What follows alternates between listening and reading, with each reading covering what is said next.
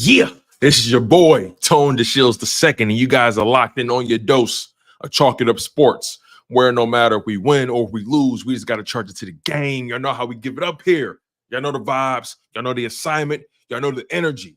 Make sure you smash that like button. Make sure you guys are subscribed to the channel. Chalk It Up Sports needs you. Chalk It Up Sports wants you. I want it. I need it. I gotta have it. And I gotta have the love. I gotta have the support of the people. This thing cannot flow without you guys. And make sure you guys are on the right side of history. Once again, smash that like button. Make sure you guys are subscribed to Chalk It Up Sports, especially if you're new, right? If you're new to the show, how can I expect you to subscribe, right? How can I expect that off the bat? I have to earn it, right? I have to earn your trust. I have to earn your allegiance. I have to earn your undying, unfathomable faith. That's the only way this show can be on and popping. And I want to be a man of the people. I want to be the guy y'all lean on. I want to be the guy y'all trust in, y'all rely on when it comes to this Philadelphia Eagles content creation thing, right? I believe in you guys, and I know you believe in me. So make sure you guys are on the right side of history. Once again, let's earn it. We got a lot to talk about today, man. We're going to have some fun today. I'm excited. You know, I mentioned yesterday how I have a pretty big surprise for you guys, man. I have a big surprise.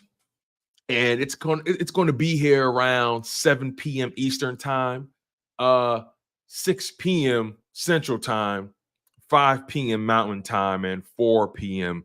Pacific time.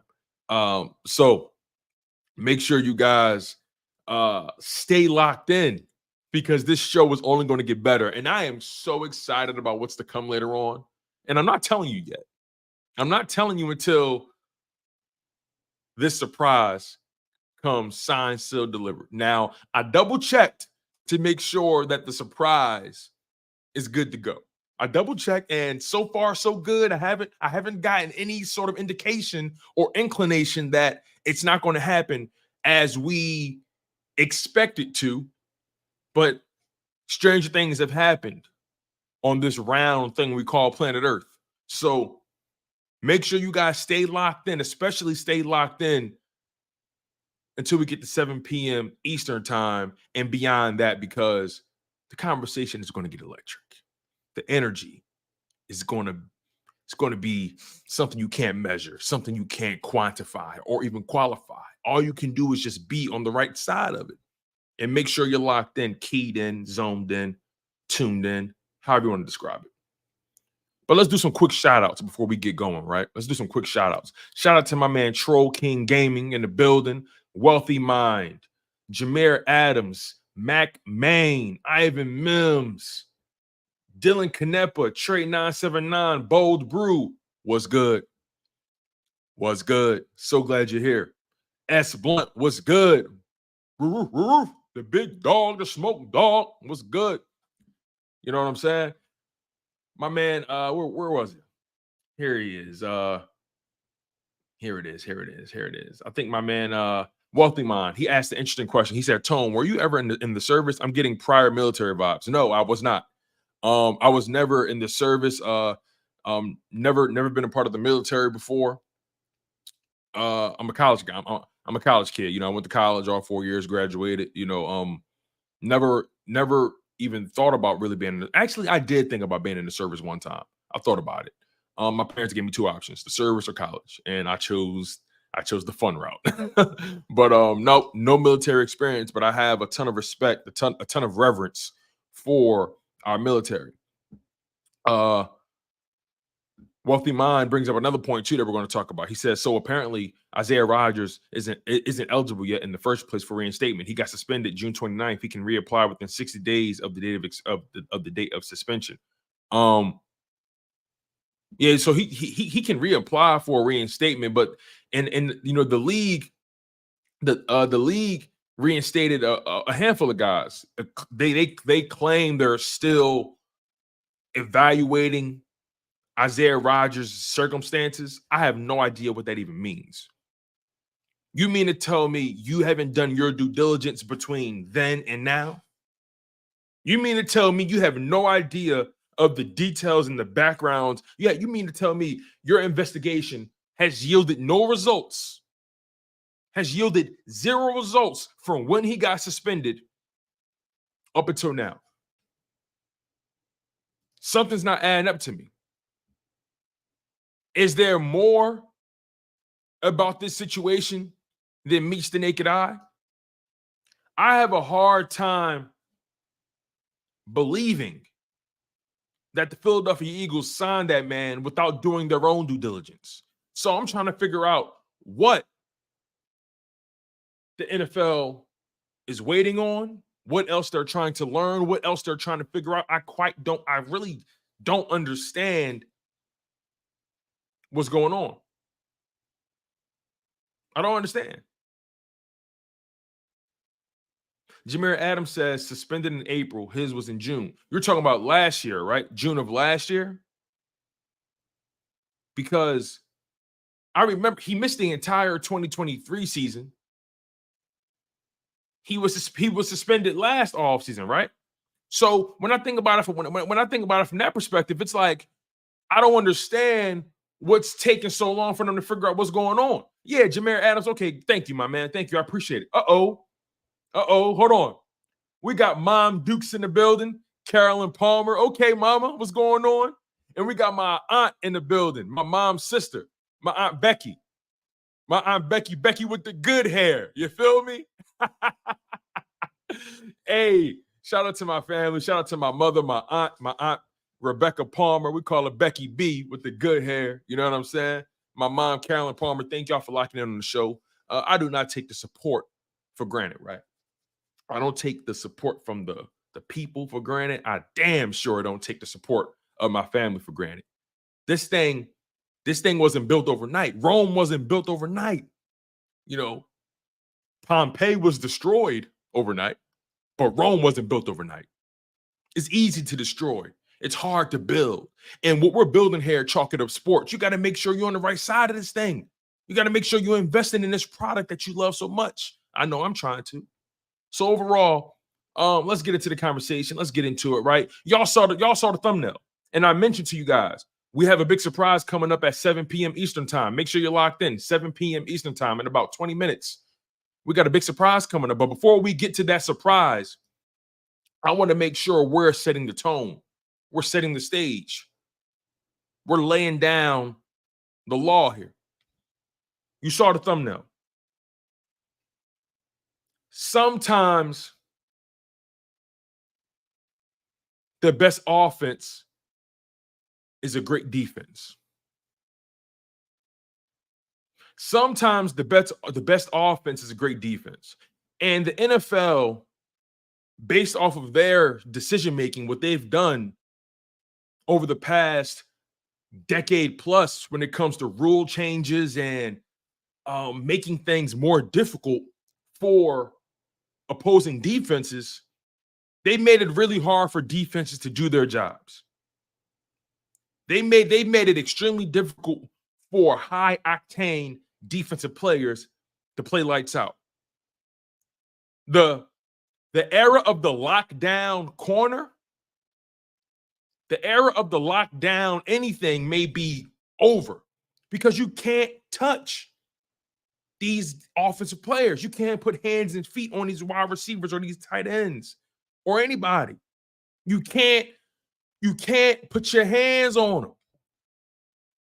All of a sudden, the hip drop tackle is a banned and it's illegal, and the numbers have indicated that you can't do guys like that because it leads to injuries and so on and so forth. It's football. It's a physical sport. It's a contact game. What do you expect to happen?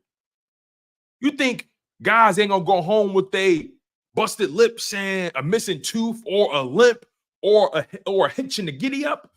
You think these guys playing this game for because it's going to help extend their long-term health? Hell no, they playing this game for glory.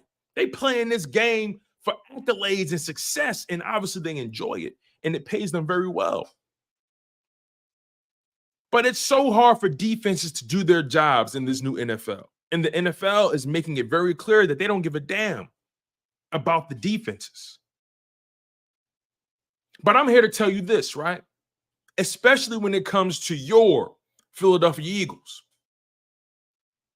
As much as we talk about the offense, and we talk about the offense a lot, you guys, do we not? And the funny thing about it is every time we talk about the offense, we have people that say, well, Tone, hold up. Hold on now. What about that defense? Right? What about that defense? And I can't blame them for bringing it up. I can't blame people for being apprehensive about the Philadelphia Eagles because of the defense. I can't blame them because that offense was talented last year. I mean, you added Saquon Barkley this year. You added some more wide receivers. You know, you brought in another tight end. You know, you've done some things. You brought in Kellen Moore. But that offense had talent last year. The defense was the problem. And granted, the offense had their own issues later down the line. Don't get it twisted. We had issues with the offense. But from a number standpoint, and you guys know that I don't like to lean on numbers all day. I try not to lean on them all the time. But from a number standpoint, the offense, in theory, wasn't that bad. But also from a number standpoint, the defense was awful. And it got to a point where you couldn't find the dominant player on defense. And you couldn't find a player you can trust.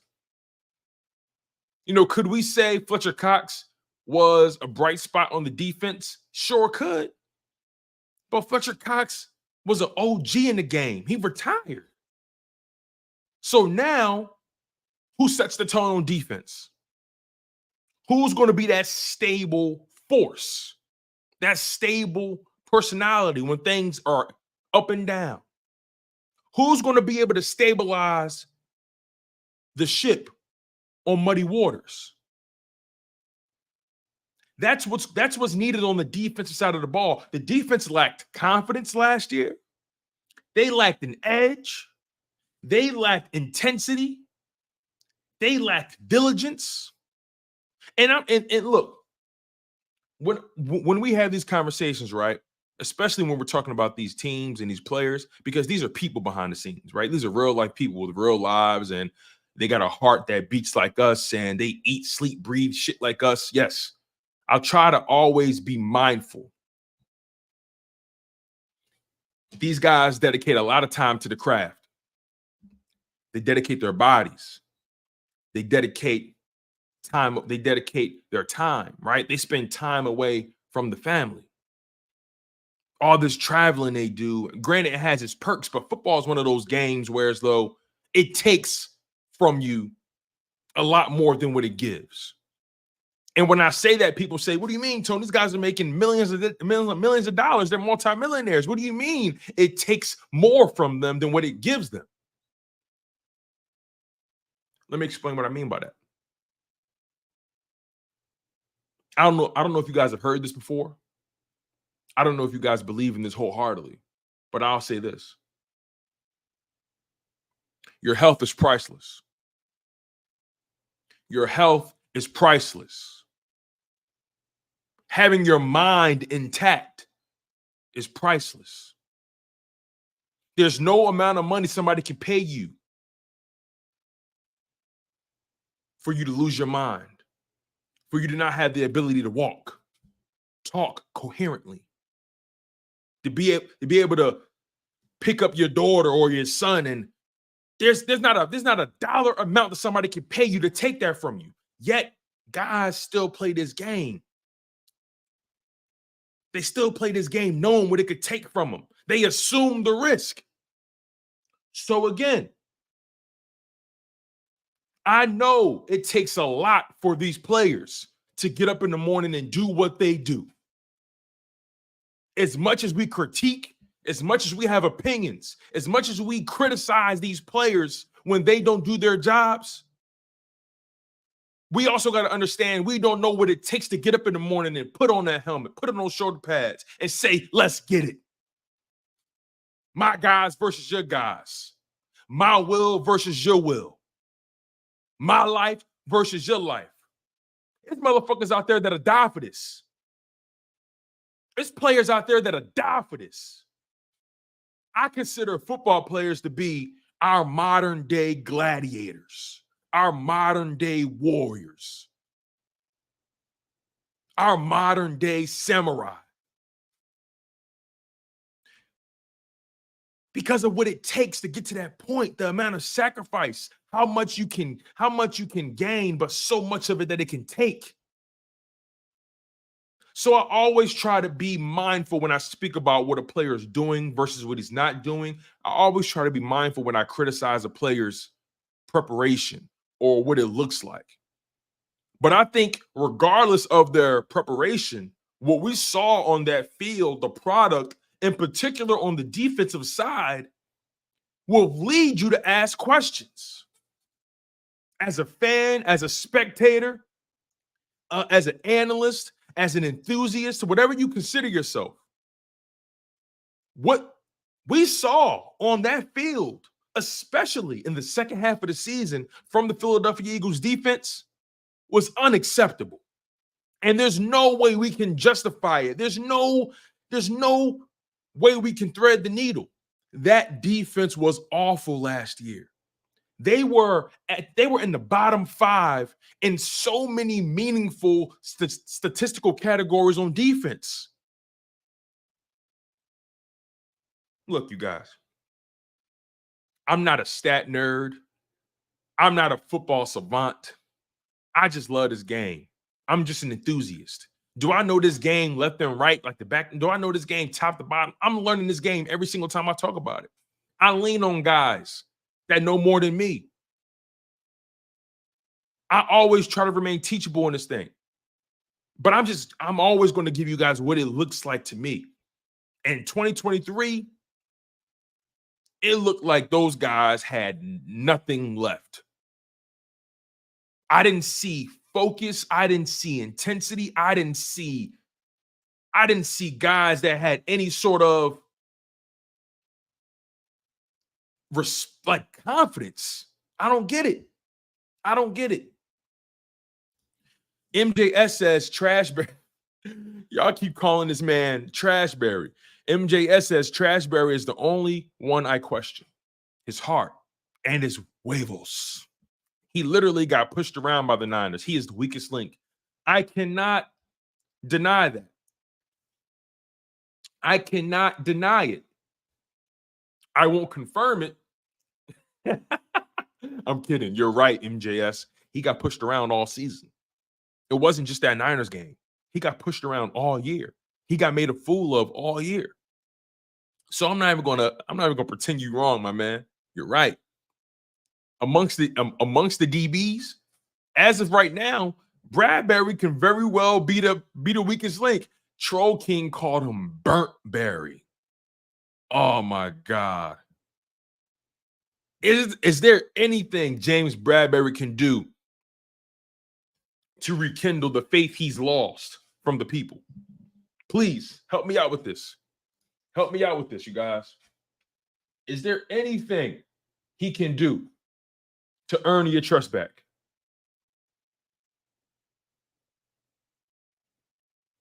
Help me out with this, you guys.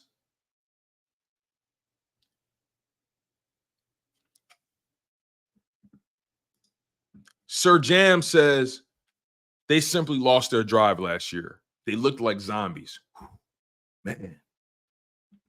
Man. They looked like zombies. That's unfortunate. And you're right. They did look like zombies. They look like a team that was shelling themselves.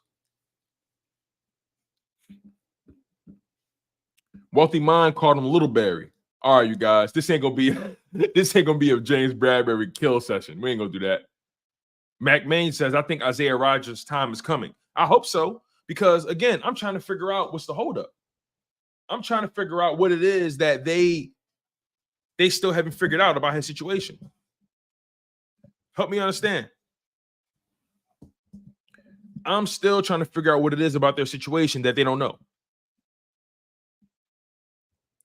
Like my Aunt Becky said, shout out to my Aunt Becky. She said, please hit that like button and share and subscribe. You guys know what to do. Hit the like button. Make sure you guys are subscribed to the show. I got a big surprise coming up for you guys in the next 10 to 15 minutes or so. Make sure you guys are locked in. The show is only going to get better. The platform is only going to get bigger. So shout out to my aunt, shout out to my mom for locking in on the show. Really appreciate them. Really appreciate them.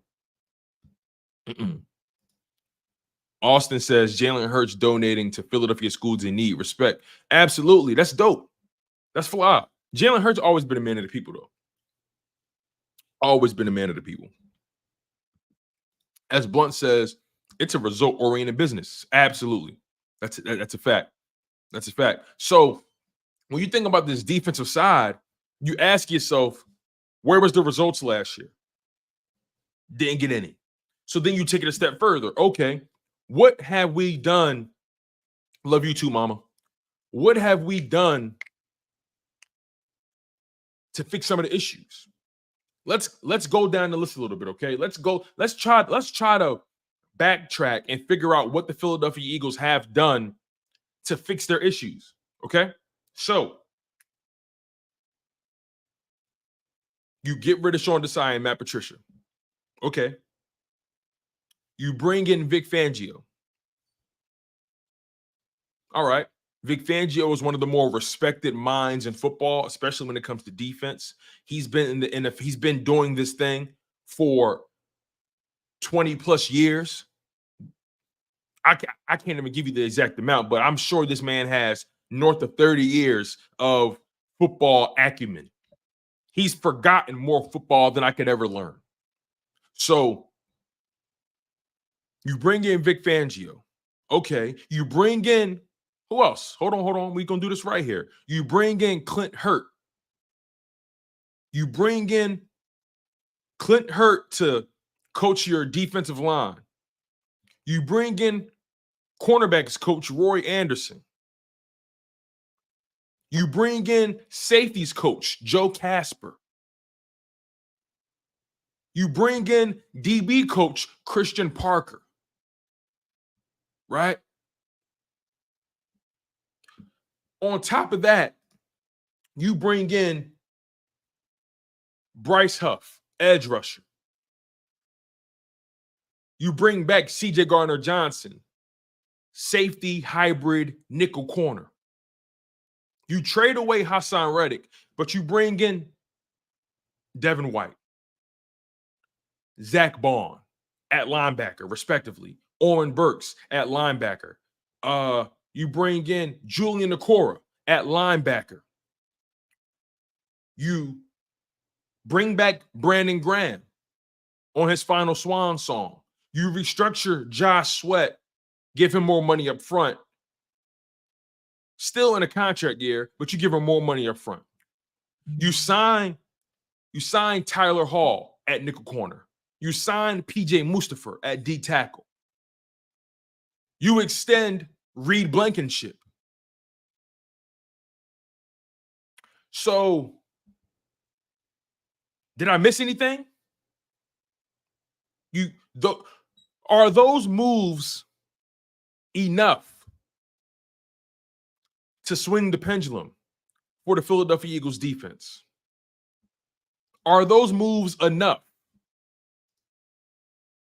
While you guys answer that, shout out to my mother, Carolyn Palmer, for donating a 1999 super sticker to the show. Super duper grateful to her for always showing love to me, always showing love to the show. It's so dope to see family supporting the things you care about. So thank you so much, Mom. I love you so much. It's always dope seeing you on the live stream. Thank you so much for donating. We're going to leave that 1999 up there for a while. So Troll King Gaming says, nope, not enough was done. Nope, not enough. Joe Marucci says they shored up the D-line with Huff. Another year with Carter and company. I believe that if the D-line can get back to being dominant, the defensive backfield will be improved. I agree with that. Because I'm willing to argue that the reason why the defense was as good in 2022 was because the defensive line was all world. You had Pro Bowlers and all pros up and down that D-line. They were playing at an elite level. Led the NFL in sacks. The most sacks we've seen since the Bears back in the 80s. So it starts with the defensive line, right? It starts with them, and you go deeper. You start to say, okay, Jalen Carter, Jordan Davis, those guys got to make sure that they're on their P's and Q's. We go to the edge rushers. Nolan Smith, what will he be? Josh Sweat, can he have a bounce back season? BG, can he give us whatever he has left? Bryce Huff, can he continue to ascend? You lost Hassan Reddick. That's production that you have to replace. They're banking on Bryce Huff to replace that production on some level. Because at the end of the day, who cares where the sacks come from? As long as the defense is in the top 5 in the league in sacks. That's all that matters. Shout out to my man S. Blunt for donating to the channel as well. $5 donation, $5 super chat. He says, no, Howie said the talent acquisition process does not end after the draft. I agree with that, by the way. I agree. He's proven that time and time again. Remember how he traded for CJ, I think, a week or two before the season started? Remember the James Bradbury signing in 2022? How, this stuff does not end after the draft. You keep shooting. You keep aiming. You keep aiming for the top. And that's why I have so much respect for Howie Roseman, even though he may do things that I don't agree with. I have a ton of respect for teams, for organizations, for front office guys that continue to shoot. I have a ton of respect for organizations that continue to shoot. The talent acquisition phase never ends. Remember, Ndamukong Suh, Linval Joseph, it doesn't end. Even Robert Quinn, you didn't get much from him, but you still shot. The talent acquisition phase never ends. Never ends. So overall, I definitely think more needs to get done. I believe that wholeheartedly. I believe so much more needs to get done when it comes to linebackers. No, I didn't forget Trey. I didn't forget. Let it sink in for a bit. I'm waiting on it for it to be. I'm waiting on it. I'm waiting on it. Okay. Just be patient. Keep rolling with me. Keep rolling. Keep rolling. Keep rolling with me. I got you. Keep rolling. So again, the Eagles, in order for their defense to work, I'm sorry, in order for their offense to work the way it's supposed to, in order for us to get the most out of that offense, the defense has to help them. Wouldn't you guys agree?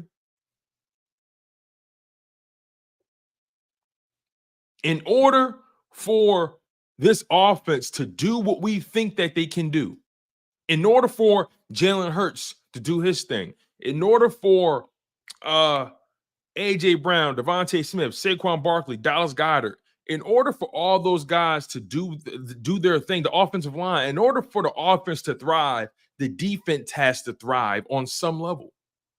That's why I titled this live stream, or the thumbnail says, defense creates great offense. That's what I mean by this. The defense has to do their job. There's no other way around it. Your defense is the best offense. It's the best offense because your defense is going to give your offense grace. There's going to be weeks. There's going to be games when the offense is struggling a little bit. It happens. Sometimes opposing teams have an amazing game plan. And whatever plan that you may have in place, It doesn't always go that way. But guess what, you guys? One thing I will say about Chalk It Up Sports, when we set plans, they typically come into fruition. I told you guys I had something special brewing for you guys. I told you that, didn't I? And I am a man of the people. I am a man that tends to deliver. Just ask my wife. Just kidding. So let me just do this thing properly, okay? Let me do this thing properly. And I'm excited. Let's do this. Let's make sure this thing is done the right way. So, like I said, I had a special guest for you guys, right? This gentleman, easily one of the most respected voices and personalities when it comes to not only the Philadelphia Eagles, but when it comes to NFL football as a whole. 13-year NFL veteran, 195 total games played with 172 career starts, 8 seasons in Philly, 3 seasons in Arizona, 1 season in Green Bay, and his final swan song in Denver, where he became a Super Bowl champion. Over 1,100 total tackles. I'll say that again. I'll give you the exact number. 1,123 total tackles, 52 total career sacks, 24 career interceptions, 26 forced fumbles, 12 fumble recoveries, 5 defensive TDs, 3-time Pro Bowler, 2-time second-team All-Pro, Pro Football Writers Association All-Rookie Team in 1986. Do y'all know who I'm talking about? Philadelphia Eagles 75th anniversary team member, Philadelphia Eagles Hall of Famer, motivational speaker. You've seen him on Fox Sports. You've seen him on NBC Sports, Jacob Sports, his own podcast, his own network television show. Without further ado, I introduce the man, the myth, the legend, the good brother, Seth motherfucking Joiner. Man, that's one hell of an intro, man. Yes. Why not? Why not, big dog? Listen, the way I see it, you have given the game, you've given the people so much of your spirit, so much of your energy. The city. I mean, I said it, and I meant it. And when I had the opportunity to meet you, it was surreal. Like I said, you're arguably the most respected voice when it comes to Philadelphia Eagles football. And as I was doing my research, I had to ask myself, how does a New York kid end up in El Paso and then ends up getting drafted by the Philadelphia Eagles? I need you to walk me through that process. Well, it's a story. There's no doubt about that. So when I graduated from high school, man, I weighed 195 pounds. Same height.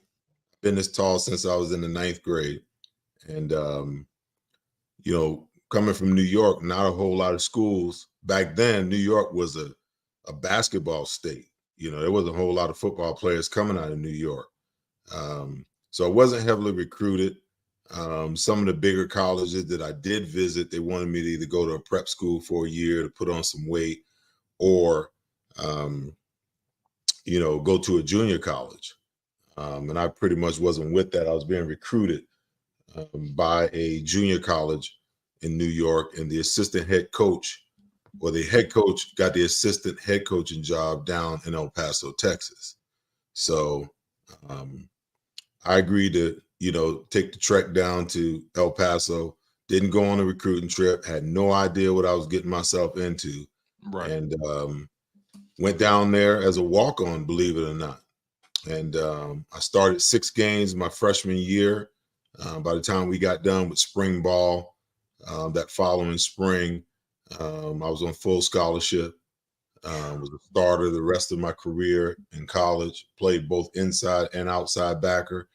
I moved from inside to outside my sophomore year. Then I played inside against, running teams, and then outside against passing teams my junior year, and then strictly played inside, my senior year, which probably hurt my draft stock because I was always, more of an outside linebacker than an inside backer. Right. You played the game with a lot of speed, with a lot of physicality. Yeah. And then got drafted by the Eagles. I didn't, coming out of college. I was ranked in the top 5 linebackers, my senior year coming out, but I didn't get invited to the combine. I didn't get invited to any of the bowl games. And there was really, a lot of schools came and worked me out, but there was really one scout with the Eagles at the time that really took a liking to me. And he kind of guided me and directed me on what I should work on and what I should do as these teams were coming in to work me out. But he went back in and recommended to Buddy Ryan, that I was a player that they should, seriously consider. So I got drafted by the Eagles in the 8th round. My rookie year, I got cut the first 2 games of my rookie year. If you're probably too young to remember, but Keith Byers was drafted in the 1st round that year. And then we drafted another linebacker in the 2nd round out of Florida, All-American, by the name of Alonzo Johnson. So they were trying to trade Keith Byers, throughout that process. But I think his name was Ernest Jackson, was a running back that we had on the team. He was a pretty good player, but everybody in the league knew that, Buddy was going to start Keith. So they were trying to figure out, okay, there was no value for Ernest, knowing that, they were trying to trade him. So I came back week 3, played special teams. By the time I got to week 7 or week 8, I got called into Buddy's office. I'm thinking I'm about to get cut again. And he calls me in. He's like, learn your shit. I'm starting you this week, not because I want to, but because I have to. And we had a whole bunch of injuries at the linebacker position. So I started my first game against the Detroit Lions at the Vet, had a really good game, and never lost my starting job, from that point forward. And that year I got drafted. I think we drafted like 3, maybe 4 other linebackers ahead of me. 2 years later, all of them were gone. I was the only one left standing. And as they say, the rest is history. So, before we get too deep into the current Eagles talk, right, I got to ask you, because you said something really interesting, how all those guys that were taken ahead of you, right, being from New York, not really known for football, kind of taking, the long route to get to where you wanted to be. How did you establish yourself as a player? How did you establish yourself as the player that we all knew you to be, especially in Philadelphia, where you became an Eagles Hall of Famer? Because again, humble beginnings, you took the long route, and now you're an Eagles Hall of Famer. How did you maintain that diligence, that will to be to not be denied what you felt like you deserved? Well, some people will say certain things are a blessing and certain things are a curse. And when I walked out of that building, released right before week 1 of the season, I can retrospectively look back on that and say that, that's probably the best thing that ever happened to me. I think sometimes, we can get complacent with where we are and think that we've arrived. I can remember in training camp, G. Cobb was the veteran on the team at the time. And I can remember all the young bucks sitting around talking about what we was going to do, when we made the team. And he started laughing. He said, all y'all don't think y'all going to make the team, do you? And we were like, what are you talking about? We got drafted here. And he was like, listen, man, there's veterans on this team that have experience that's going to make the team over the lion's share of you guys. He said, so think about how much playing time you're getting throughout preseason. Not a lot, until the end of the game. He said, but there's going to be 2 or 3 spots on this team for special teams player. And that resonated with me. And from that point on, I was just a special teams demon, and that was my way in. But as when I got cut, those 2 weeks were probably the most depressing 2 weeks in my entire life. So when I got called back, my perspective was completely different. There was, I took nothing for granted. I prepared, each and every week, special teams wise, because I knew that's where I get the majority of my play. The only team that I wasn't on special teams wise was the field goal and field goal block. Every other special teams, I was on it. All the cover teams, I was on it. And the return team, the punt return team. So I was out there giving maximum effort, trying to ensure that I would never be cut again. And then the whole time, I'm trying to learn the 46 defense. We all were trying to learn it. I don't think it was until my second year that everybody really had a full grasp of the defense and, what our responsibilities were. So there was like this growth period. And fortunately for me, a lot of the veterans on the team, they were learning just the same way I was learning. Right. But I was like, I was committed, man. I mean, I would work on my special team stuff, and then I watch film and I prepare and I take notes and I'd watch film. And I would study the game plan each and every week like I was starting, because my philosophy has been and always will be in every endeavor is to be ready so I don't have to get ready, So when my number was called, knowing that, when it was called, I probably was only going to get one opportunity. I was ready to play, man. And I was prepared. And yeah, I made my mistakes, but they weren't so glaring and so big, where you could see, I was a weak link, So my thing is preparation. If I'm prepared, I can be confident. If I'm confident, I can go out and just allow my talents to do what it needs to do. But my motto is be ready so you don't have to get ready. And then, it took a little bit of time, for my confidence to grow because, I was just talking to my son the other day, the most vital element for any professional athlete, it's not speed, it's not size, it's not, strength. It's none of those things. It's not even the intangibles that most of these kids, go to the combine. Those things are, those are metrics. The most important thing that you can have as an athlete is confidence. Because when you believe in yourself and you believe in what you're doing and you believe in your ability to get the job done, it's a tremendous boost to where you want to get to. Because believe it or not every player out on the field believes in himself, and it takes time for you to get to a point where, you're confident. And then it has to escalate in order for you to be great. It has to escalate to a place where, inwardly, there's this conceit, almost a cockiness that lives inside of you. Now, we've seen players throughout the history of the game, who have been outwardly cocky and confident. And the average person looks at that person and is like, yeah, he's a good player, but he's an asshole. You don't ever want to embody that. But deep down inside, you got to think you're the best thing since sliced bread and then go out there and play that way. So those are the elements, when I look back retrospectively over my career, those are the elements and things that I can look at and say, played a vital part, I should say, in my success in my 13 years in the league. The one thing that I can say overall that I took from what you just said was preparation breeds confidence. Mm-hmm. When you know what you're doing, when you trust the work you put in off the grass, once you touch grass, at that point you're playing lights out. You're not even thinking anymore. Your body is just in a flow state, right? Do you think that preparation breeding confidence? Do you think that's what was missing from that 2023 Eagles defense?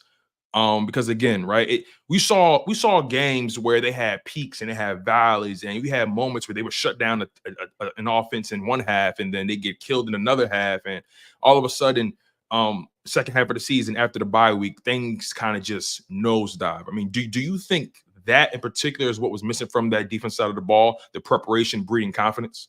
Well, I think it might have been, a little bit deeper than that. I think that they had confidence that they could find a way to win through the first 12 weeks, and they did that because they didn't win in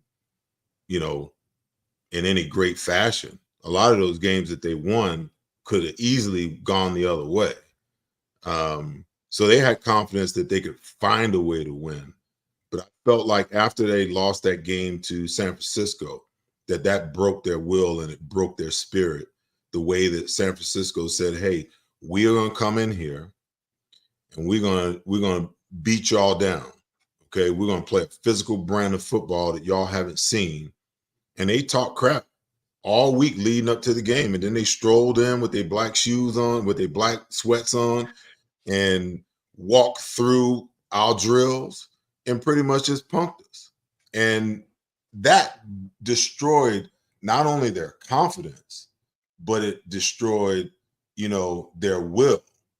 And things just went sideways from there. Then you have to you have to partner with that, the fact that, you had an offensive coordinator that had no answer for the blitz. And that destroyed confidence that Jalen Hurts had, because instead of them having sight adjustments and hot routes built into the offense, they were basically saying, we're going to let the free runner come, Jalen. We want you to make that guy miss and then make a play down the field. Instead of hot routes and sight adjustments to hurry up and get the ball out and convert the third downs and make the defense play honest defense, they played right into the hands of every defense, and their game plan was to come in, and blitz Jalen and put him under pressure. And then on the defensive side of the ball, that was just, I thought the decision to, hand the reins over to Matt Patricia, was the breaking point, because I felt like that fractured the defense, because you certainly had guys that were Sean Desai guys. And then you had guys that were looking at the defense all year, realizing that they weren't as good as, they probably thought they were early in the season, and felt like what Sean Desai was asking them to do wasn't, the best route. So they welcomed the change. But the problem is, when you make a change like that, there's nothing that Matt Patricia could do to fix it, because the snowball was already rolling downhill 100 miles an hour, and there was no way to stop it, So all the little gadgets and tricks and adjustments that he tried to make, especially, once, Slay got hurt, and then you lost the young kid, the young safety, for the season. He tore his Achilles. Now you got all these young players on the field, and all the things that you've been working on since OTAs, since they got drafted. Now you throw them in the mix, and now you've got to figure out, they're learning on the fly. See, when I talk about preparation, you made a good point. You said the preparation, what you do on the field and what you do off the field, prepares you to be confident on the field. But a lot of that, you can't leave out how you practice. If you're not confidently practicing the game plan every single week, by the time you get to Sunday, that confidence isn't there either. So I've lived on both ends of the spectrum. I know what it is to go into games prepared and ready to dominate. But I also know what it's like to be underprepared or not prepared and go into a game. And every step that you take, you're wondering, is it the right step? So now you're always 1 or 2 steps behind. And on the defensive side of the ball, you cannot play that way. Every step that you take, every move that you make has to be definitive. You've got to know in an anticipatory way what teams are trying to do and how they're trying to attack you. Because one step could be the difference between you being able to make a play or them being able to make a play that breaks your back. Those are important points. But you always practice how you play. And you heard Sidney Brown talk about it at the end of the year, that some guys, weren't, we don't practice physically, so we don't play physically. Then you heard, the grumblings about guys not being prepared and not going the extra mile, from Jalen Hurts. All of those things are very telling things that a lot of people hear. But unless you've been in that locker room, unless you've played the game, you don't really understand the message that's being sent. There's a price to be paid for greatness. It's a price to be paid for success. And you got to, Jalen Hurts talk about the rent's due every day. Okay. There's some truth to that. I know people get tired of hearing it, but every single day when you walk into that facility, you got to pay the price in the locker room. You got to pay the price in the classroom. You got to pay the price on the field. And guess what? It ain't over when you leave the facility. You got to go home and pay the price at night by studying your game plan and making sure that you know what you need to do in every situation, that there's no ambiguity as to where you're supposed to be in every coverage, every blitz, every front, every run fit. It has to be there. and it's got to be there across the board, because all it takes is one guy to be out of position, one guy to make a mistake, and you're hurt. You got problems. So, there's a lot that went into it, but I do believe that San Francisco, and then you followed that up with, a beat down by Dallas, that pretty much destroyed any confidence, that they had, and it stole their will. I love what you said, because, at the end of the day, if you don't believe in what you're doing, if you don't trust what you're doing, if you're not making the commitments off the field, and then it's not going to translate on the field. Prior to you coming on, I mentioned how, look, I consider myself a football enthusiast, not an expert. I'm always trying to remain teachable, always trying to remain a sponge. That's one of the reasons why I got you on, because I believe you're such a well of football knowledge, right? But one thing that we have to keep in mind when we watch these players, and I know you know this because you played the game, like you said, the sacrifice on the field, the blood, the sweat, the tears, the brain bandwidth you have to sacrifice to get to that destination, right? The time away from family, all the traveling, all the things you do for your body, the nutrition. There's so much that goes into preparing for Sunday. And you see guys retire like Fletcher and Jason, and for them, it's not about Sunday. Sunday's the fun part. It's all about Monday through Saturday, right? It's all about those OTAs, those training camps that get you to that point. And you mentioned the changes that happened throughout the season, going from Sean decided to Matt Patricia, right? And now they're going through more changes. I mentioned Fletcher Cox retiring, Jason Kelsey. You bring in new coaches this offseason. Vic Fangio on defense as the D coordinator. You bring in Christian Parker as the DB coach. You bring in Roy Anderson as the corners coach. You bring in Clint Hurt, a guy that's well respected around the league, as the D line coach, right? Let's just stay there when it comes to the coaching staff. This coaching staff got a lot of vitriol last season, and this offseason they kind of did a damn near a complete overhaul. The only person that really stayed was Nick Sirianni, Kevin Patullo, Jeff Stoutland. So when you look at this coaching staff, in particular on defense, right, does that breed any confidence for you when it comes to the direction they're trying to go in? Well, I'm always in a let's wait and see. Okay. Howie's made some great moves. They went after the branch of the Fangio tree. They got Gannon. He got him to a Super Bowl, and then I believe that he's the reason why they lost the Super Bowl. Then they turn around the following year and they get another branch. Well, now you got the tree. Okay. So what is that going to look like? Were they running some version of the Fangio defense, that just didn't work? This passive bend but don't break style, or is this really the way that Vic Fangio believes that you play defense?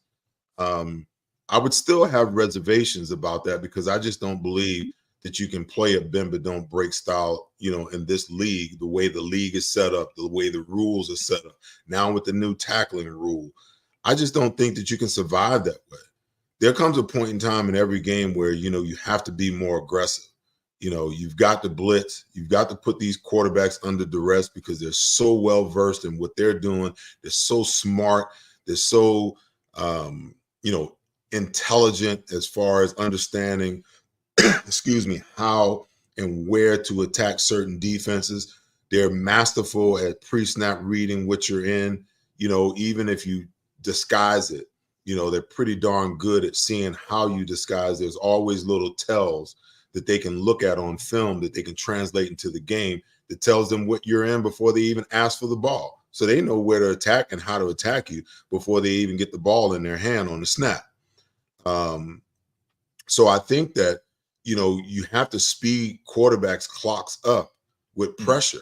And when you play as much zone as they play, and you play off the ball as far as their cornerbacks play off the ball, and you have linebackers in the middle of the field that can't cover, and don't understand how to pattern read even when they're in zone concepts, you're in a no-win situation.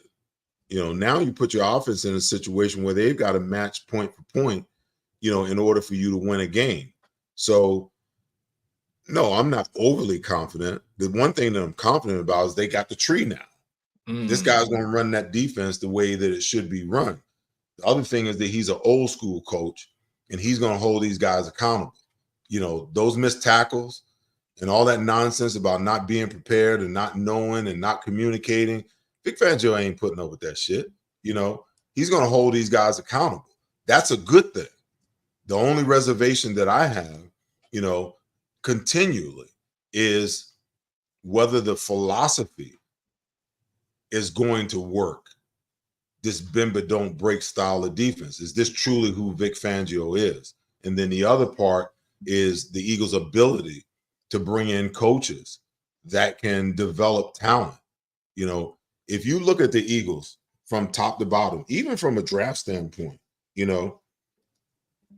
the majority of the players, that the Eagles, bring in my opinion, are guys who come in and, they're free agents from somewhere else.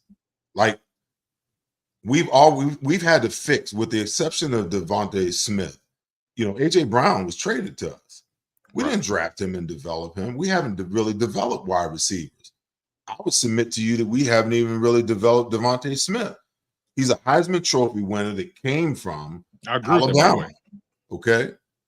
How many players come out of Alabama to get drafted in the first round ain't ready to play? Okay.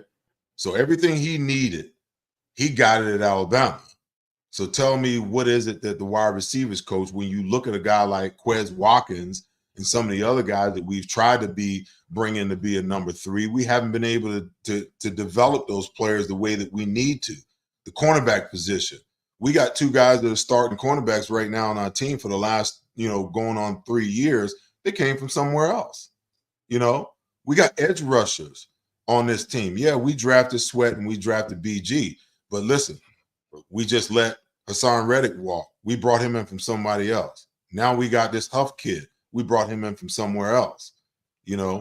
So when you look at this team, even at the, when you look at this team, we just, from a coaching standpoint, we don't do a great job of drafting players and developing them and then keeping them on our roster.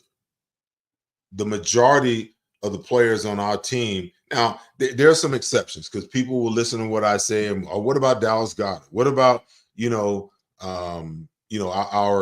our starting right guard? And what about, our starting right tackle and our starting left tackle? Yeah, those are exceptions, but we were able to develop them because we got the best damn offensive line coach, in the universe. Okay. But when you look at every other position, how many running backs have we developed?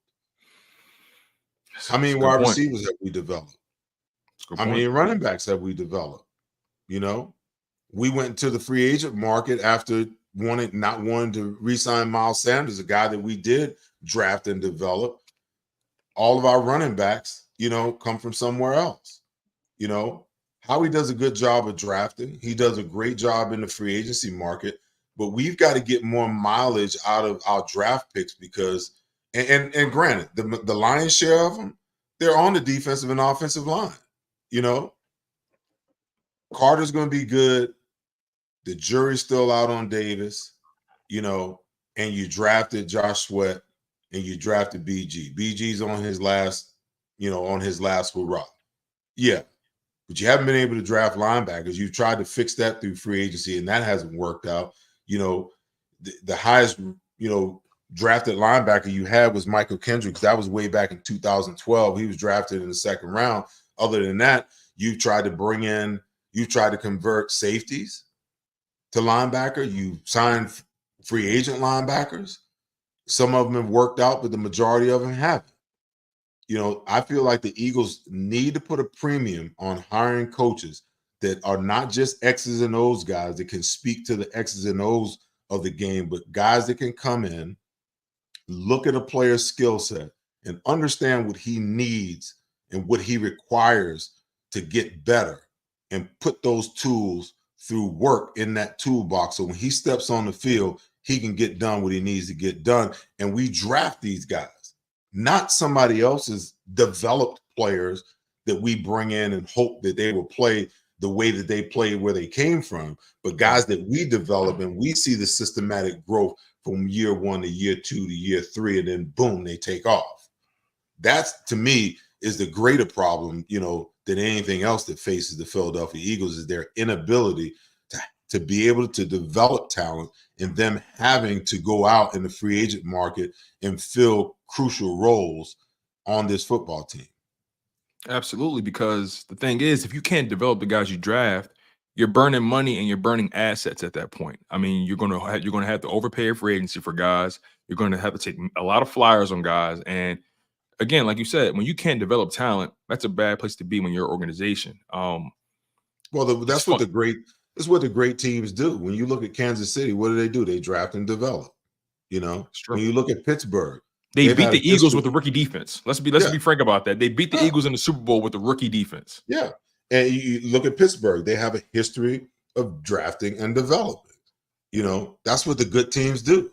Belichick didn't do a fantastic job at it, but he's been noted over history, especially on the defense, more on the defensive side of the ball than anywhere else, of doing what? Drafting and developing his talent. I want to get to that linebacker room, though. We briefly touched on it, right? And development plays a key part in it, especially when it comes to someone who's probably one of the more polarizing defensive players in the city right now. Not by his own doing, but Nakobe Dean is a player that is either you're with him or you're against him in the city of Philadelphia, right? You got some people who believe he can turn into a player. You got some who don't believe he can turn into a player. And my whole approach is, well, we haven't even seen him on the grass long enough to even figure out which way it is. So you couple that with the fact they brought in, like you mentioned, Devin White at linebacker. You bring him in, a guy who may be the most decorated linebacker they've had in the building in God knows how many years, right? I mean, he's a Super Bowl champion, former second team All-Pro, Pro Bowler, right? Granted, he's had a rough past couple seasons, with Todd Bowles, being the main leader in that building, as far as head coaching goes. You bring in Zach Bond, an athletic linebacker from the Saints, who's very versatile. You bring in Oren Burks, who comes from the DeMeco Ryans, Steve Wilkes 49ers defense. You bring in Julian Okora, a linebacker that underperformed in Detroit. They brought in a lot of bodies at your position, Seth. They brought in a lot of bodies at your natural position at linebacker in hopes that they can maybe hit one of these darts on the board, right? When you think about them bringing in all those guys and you couple that with Nakobe Dean entering year 3, how much pressure is on Nakobe Dean to pan out to be a player, especially with all these guys around him who's literally gunning for the green dot? Well, all of it. I mean, at the linebacker position, all of the pressure is on Nakobe Dean, every last ounce of it, because the Eagles have said, we believe, Howie still says he believes in Nakobe Dean, he can be the player that they drafted him to be. And you say, well, he hasn't been on the grass long enough. Well, the question is why? The answer to that question is he can't stay healthy. So then you have to ask yourself, why can't he stay healthy? He's 215 to 220 pounds max. Okay. He's under 6 foot, and you're asking a guy under 6 foot, 215 to 220 pounds, to fight men, okay, a full foot taller than he is, and he's giving up damn near 100 pounds. Okay. He's going to continue to break down because he's too small. Okay. Now, Nakobe Dean is built to play in a 5-man front where you can protect him and allow him to use his speed to run to the ball and make tackles. But like I know, when you're in a 5-man front, that means you're deficient on the back end by one man. Okay. And even if you plan on dropping that guy in the coverage, now teams can understand, okay, who's the guy? Okay. If Huff is going to be on the field with Josh Sweat as the starter, they ain't dropping Josh Sweat. So we already know which way the coverage is rolling. We already know who's got a drop in the coverage, So now when you go to your 4-man front, and now Nakobe Dean has to play linebacker, man, because you can't protect him. He's got to read blocking schemes. He's got to come downhill, take the double teams off of the 1 and the 3 and the 1 or the 2 technique. He's got to understand where he fits when the ball goes to him and when it goes away from him. He's got to understand all of those things, and then he's got to play a more physical brand of football. So the reason why Howie's brought in all these guys, because they need help at linebacker, but Nakobe Dean has got to prove that he can be that guy. I don't believe that he can be. It's not that I'm negative about him. I just, I'm looking at things. I always look at things from a realistic point of view, and the type of injuries you're talking about. He's fighting these big guys. They've been all lower body injuries. He's fighting them from the ground. So if you're fighting them from the ground and you got these lower body injuries, that's telling me that torque that you're having to endure from a guy that you're giving up 100 pounds to is weighing on your body. So listen, I think they're sitting in the best position they've been in a long, long time at linebacker. That kid from San Francisco can play now. Okay. I watched him step in, on numerous occasions when they've had injuries to those two great linebackers that they've had. And he can play. He don't look like he can play, but he can play, man. He's got speed. He knows what the heck he's doing, and he'll come up and he'll hit you. Now, my question is, what the hell happened to Devin White down in Tampa? Okay. But a lot of people don't realize by the time they got to the end of the season, he had lost his starting job. That's true. He was no longer the starter down there. Okay. So that's what made him expendable coming into this year. It was pretty apparent to everybody that him and Todd Bowles wasn't seeing eye to eye. Why? How could a guy so celebrated, won a Super Bowl, so young, went to the Pro Bowl? How do you do all of that and all of a sudden it just comes apart? And you're in the same defense with the same defensive mind. Okay. What the hell happened? Is it him? Was he not preparing? Was it Todd just being like, you're not doing what we're asking you to do? When you draft a guy where they drafted him and him having the success that he had, and all of a sudden he loses his job by the end of last season, it's a little bit of a red flag. I'm curious to see how he responds, to that. I don't know. We'll see, but I do believe, and this Zach Baum guy, I think he's more intriguing than Oren Burks because of the versatility he comes with.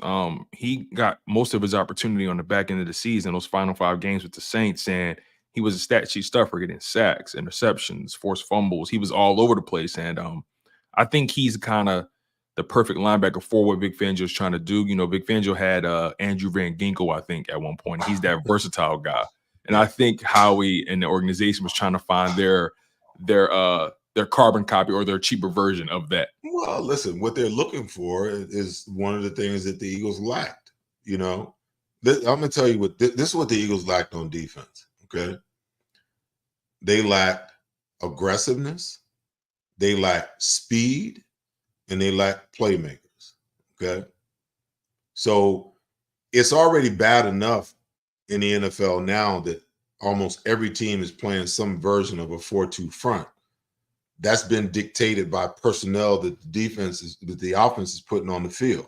When I played, we stayed 3 linebackers. And if they went 3 wide receivers, buddy told me, get your ass out there on that guy in the slot and jam and run with him. Can you imagine that? But that was my task. That's what I was asked to do. And we practiced. We went down against the wide receivers every day on one-on-one situations. I was down there covering, Mike Quick, Fred Barnett, and Calvin Johnson, so that when the game time came around, I possessed the skill set to be able to go out on the slot. Now, we didn't always do that.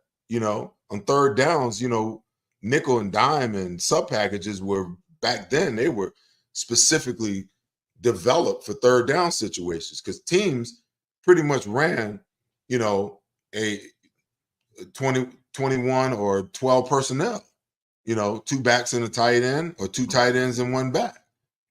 That's what teams primarily ran on first and second down. When you got the third down, then you got the 3 wide receiver sets. Now everyone lives in some version, of 3 wide receivers, which now forces your hand and makes you play, a dime look, which is pretty much, or a nickel look, which is pretty much situationally a 4-2 front. So because of that situation, where you only have 2 off the ball linebackers on the field, and don't talk to me about, Hassan Reddick and these edge guys, the linebackers. They ain't no damn linebackers. They just glorified defensive ends. They smaller defensive ends. That's what they truly are, okay? Because they ain't covering nobody out of the backfield. When they swap the strength, they're not coming back off the ball and playing off the ball. They're defensive ends. They need to get rid of that whole outside linebacker moniker because there are no outside linebackers. I don't give a damn what defense you're playing. Everybody's playing a 4-2 front. That's just the truth. So when you get to a point where you only got 2 linebackers on the field, you better have at least one hellraiser at linebacker. You got to have at least one guy that makes plays, that can cover, that can rush, that can get you interceptions. The Eagles haven't had that at that position in a very, very long time. And so I think what you're seeing by bringing all these guys in, they're trying to right a wrong that's been wrong for damn near 10 plus years, man. It's funny because of where the league is going, because of its transition into such a pass-heavy league, and you look at some of these linebacker prospects that are coming out, most of these guys 6 feet, 6'1", 6'2", 220, 230. Like you don't see too many big bodies at that linebacker position anymore. And it seems like the college ranks are starting to understand, even the players understanding that in order for me to make it in the league, I need to be athletic at this linebacker position. I can't be so brolic and burly. I need to have some sort of leanness or athleticism to my game. But then that becomes a sacrifice to the run game, right? Defending the run, that becomes a sacrifice to maybe your health. Maybe you can't hold up in the league. So that doesn't leave that much opportunity, or maybe how can I put it? It's hard to evaluate these linebackers now because of the fact that there's so little of them that are able to do everything you need them to do, right? And guys like Fred Warner become rare, guys that are in rare air. In your era, you could find a legitimate linebacker on damn near every roster. Now teams are scraping to find linebackers these days. This goes back to my comment about how you develop your players. Like Fred Warner didn't come into the National Football League, some 5-star linebacker. Right, third rounder out of BYU. Yeah. Saleh developed that kid, man. You know what I'm saying? Saleh developed Greenlaw. You understand what I'm saying? So if you can develop, those players are out there. Fred Warner ain't no little bitty linebacker, man. Fred Warner's about 240. So, but Fred Warner also ran a 4.4 at the combine. So he was already fast. So the hard part is finding the guy that's 235, 240 that can run a 4.5 40. That's agile, it's got good footwork, So they're out there. You just got to find them. Then when you find them, you got to develop those skill sets. Give me a guy that's 240 that runs a 4.5 40. I'll make him all pro because I know what drills to run to help him with his footwork. I know how to teach him how to be a coverage linebacker. When I watch guys cover backs out of the backfield now, it's a no-win sum for them just because of how they play. They don't come up and attack the running back and take their one hit and then get in the hip 1 yard inside and 1 yard behind him and cover man-to-man. They move laterally to the line of scrimmage. So I got Christian McCaffrey coming out of the backfield on an option route. He's lined up at 4 yards. I'm lined up at 4.5, 5. Okay. So there's anywhere between 8 and 9 yards between us. The ball is snapped right there on the yard line where I lined up. He's coming out, but I'm moving lateral to where I'm at. So by the time I get head up on him, now he's got a 2-way go. I'm beat. There's no way in hell I'm covering him. Okay. So how would I cover a guy like Christian McCaffrey, some of these shifty backs that's coming out of the backfield? Because listen, I made a career of covering those type of guys when I played Dave Meggett. Those are the kinds of guys that I had to cover on third down all the time in man-to-man situation. What I'm going to do is when the ball is snapped, the minute I see him release, I'm coming downhill inside out and I'm eating up the space. I'm going to take my jam on the inside shoulder and give him a one-way go. So he's got the outside release. He doesn't even have the option to run the F under. You're Because the limiting the minute real he estate, sputters, basically. say it again. So basically what you're saying is you're trying to limit his real estate. Oh, yes. That's what man-to-man coverage is about, is taking away the real estate. The further I stay away from him and I got him in man-to-man, the harder it is for me to cover him. Because, listen, these offensive coaches now, they're not only coaching schematically, they're coaching against defensive deficiencies now, okay? If I'm a running back and I know that guy's not going to come up and eat up the space and he's not going to jam me, then I know I got a two-way go on him every time I come out of the backfield. And as a coach, I can coach that up. I'm going to go trips right, put the X receiver out as wide as I can put him out, and I got the linebacker lined up man-to-man on the back who is straddling the outside leg of the weak side offensive tackle, telling me he's coming out. And I don't stand a chance unless I come downhill and I take my shot to slow him down and stop his feet, make him release outside, and now roll with him on his inside hip, okay? 1 yard inside, 1 yard behind him. And I got to learn to be patient, because what's the thing that guys in pass coverage, you see it all the time. Guys are like, they think they're beat, so they just throw their hands up or they run through the guy, you got a PI. No. Okay? If I'm in phase with that guy, meaning that I'm just one step behind him, unless that dude is 4'3" and I'm 4'5", yeah, I'm a panic because I know I don't have the makeup speed. But if we got similar speed, there's no need for me to panic, because guess what? The ball's got to get there. So if I'm inside him 1 yard and I'm behind him 1 yard, if he breaks out, I'm underneath it. I can knock it down. If he runs in, I can close the window. If he runs a seam route, I'm inside of him. Okay? I can close the window. The only route that hurts me against man coverage, especially when they're only playing a single high safety, is if he runs a 7 route, a corner route. Because I'm inside and he's breaking out, now I'm chasing. Okay? That's the only route that hurts me in coverage. And let me ask you a question.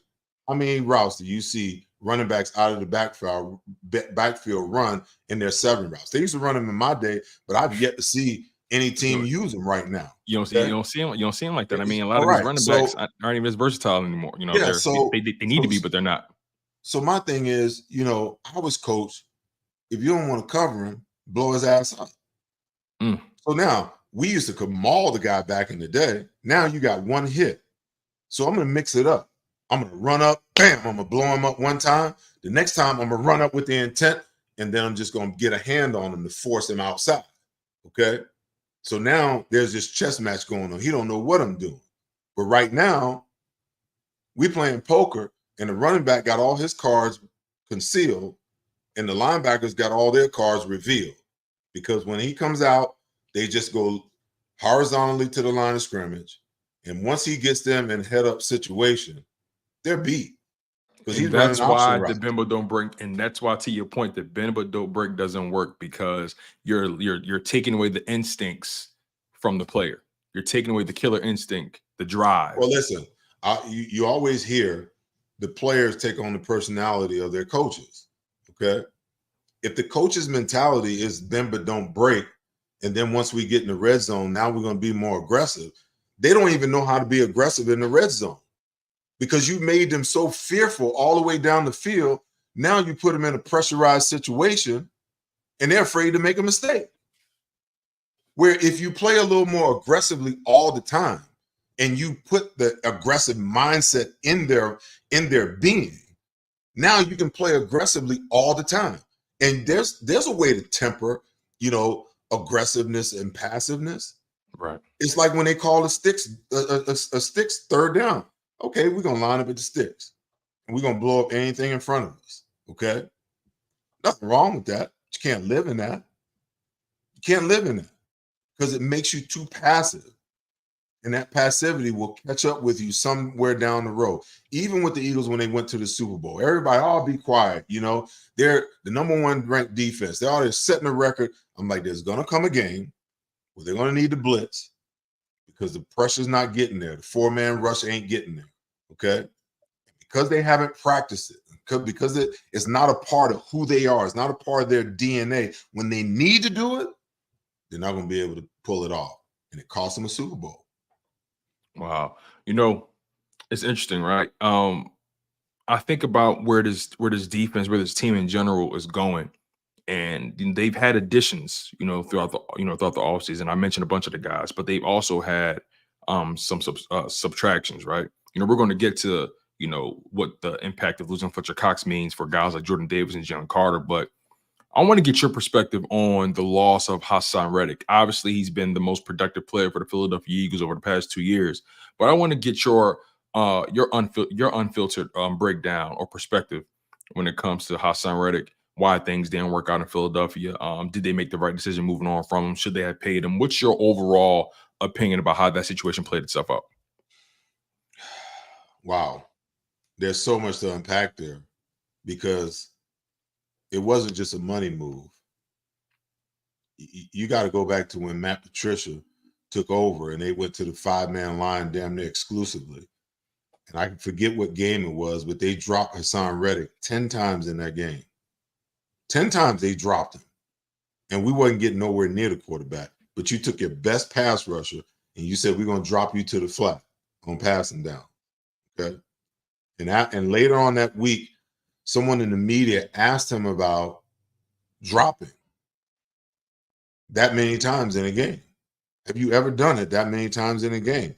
And Hassan looked at the dude. He said, hey, listen, whatever they want me to do upstairs, that's what I'll do. See, people don't know how to read between the lines of what players say sometimes. But because I've been in that locker room, because I've been around these coaches and I've been around these organizations long enough, I know what to listen and look for, okay? What Hassan Reddick was saying is that Howie and Jeffrey made this decision to move to Matt Patricia. If Matt Patricia wants me to drop 10 times in a game, that's what I'll do. And if you don't think that didn't chap their ass, that they wasn't upset about the fact that they knew what he was saying. I knew what he was saying. But even some people in the media didn't really understand what he was saying. That was the beginning of the end, because that's how petty the Eagles brass can be sometimes. It's you either on our side or you're against us. Wow. And when he said that, he was declaring that this decision was made from upstairs. Even though they pushed Nick Sirianni out there and make it seem like it was his decision. Nick Sirianni ain't making no damn decisions like that. That decision came from Howie Roseman and Jeffrey Lurie. Okay. And Hassan was not happy with that move. And in the most subtle way that he thought that he could express it, he said it. And that cut them. Okay. So when he got to the offseason and he was like, hey, I got 1 year left on my deal. Let's talk about an extension. My numbers are right up there with some of the best pass rushers in the league, and I'm severely underpaid. Okay. I need $25 million. Now, I don't know if that's the number. I'm just, for conversation's sake. You understand what I'm saying? Because that's what Myles Garrett is making, $25 million a year. Okay. So Hassan was what he was saying, because when it came out, then he came back and said, hey, listen, I didn't say I wanted to be traded. They called my agent and said, you got permission to seek a trade. I want to finish my career right here. I'm home. Right. My folks is right across the Delaware River. I don't want to go nowhere. What he was saying was, bring me up. Make me comparable. And you mean to tell me that the Eagles couldn't have come up with $4 or $5 more million to make that happen? What do you think their offer was? What do you think they were trying to give him? Because he was making 15 per season at the time. What do you think was the number that they were comfortable with? I don't even think there was an offer. Like I said, between what he said and the outward ask for the money, that was enough for them to say, it's time to move on.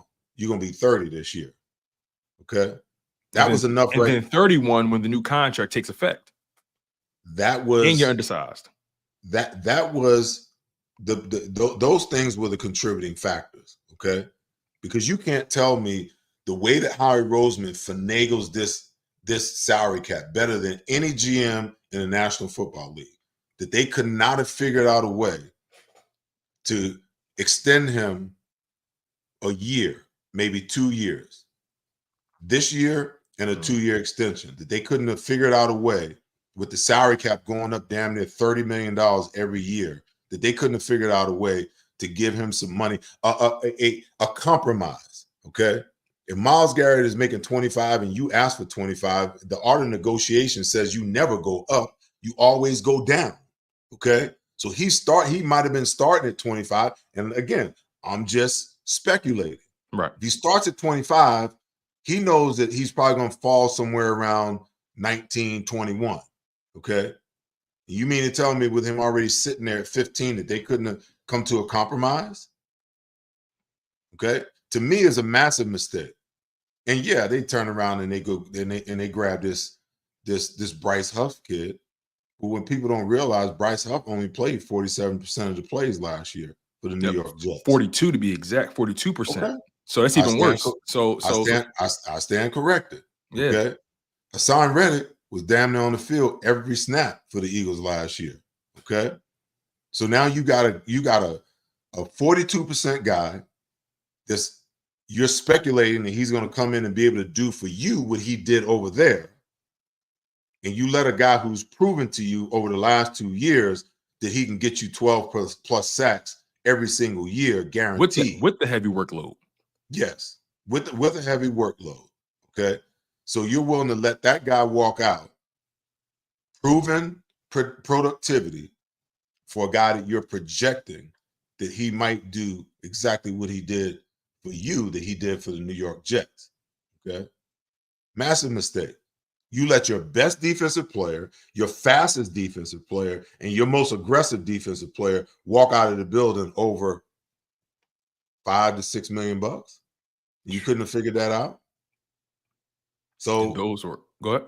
So I just say, his departure, in my opinion, is much grander than just the money. It wasn't just the money. It's all of those things, in my opinion, that I just, expounded upon that brought the end of him being in Philadelphia. I really couldn't agree with you more. I mean, I made it very clear, on my show that the Eagles are going to miss him. It's not easy to just replace that kind of production. But I'll take it a step further, right?